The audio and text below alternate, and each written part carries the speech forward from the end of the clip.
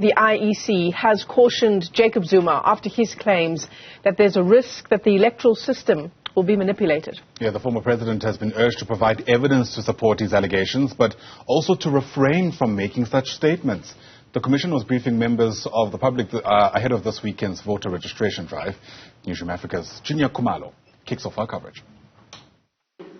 Claims that South Africa's electoral processes are susceptible to manipulation without providing evidence are reckless and could lead to some rejecting electoral outcomes. This was the stern message from the Electoral Commission of South Africa to former President Jacob Zuma. The embattled former ANC leader claimed during a Umkhonto weSizwe campaign that some IEC officials could be bribed to bypass the Commission's system. The Commission has received absolutely no evidence of bias and rejects this kind of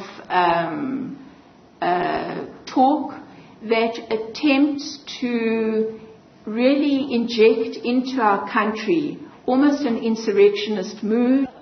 Zuma's own party, the ANC, in its resolutions following a meeting of the National Executive Committee at the weekend, also cautioned the 82-year-old statesman against making unfounded claims against the Electoral Commission. The JZ Party project aims to cast doubt on our entire constitutional democracy. The ANC categorically rejects the dangerous suggestion that our electoral system can and will be manipulated. The Independent Electoral Committee is one of the most trusted public institutions. The entire voting process and counting process is monitored by party agents from all competing parties.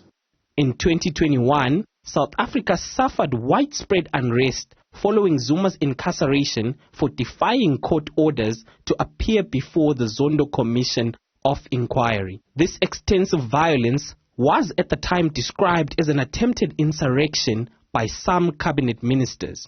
The IEC added that when parties, and by extension those that lead them, register with the Commission to take part in the electoral process, it was incumbent upon them to also ensure, alongside the Commission, that elections are conducted in a free and fair manner. What we would say to any political party, and that includes the unrepresented political parties, is that as soon as a political party is part of the process for an upcoming election, they are also part of the process of joining with the Commission to ensure that the elections are managed in a way that is free and fair. The IEC also took the opportunity to clarify that despite the ANC launching a legal challenge to the registration of the MK party with the Commission,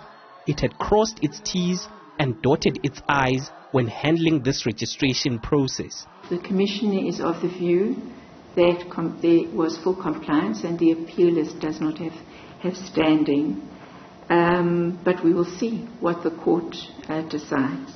The IEC was briefing the media on Wednesday ahead of the second upcoming voter registration weekend due to take place this coming weekend. It says plans were afoot to ensure that attempts to disrupt the timeous opening of registration centers, as had been the case in previous registration weekends, would not succeed.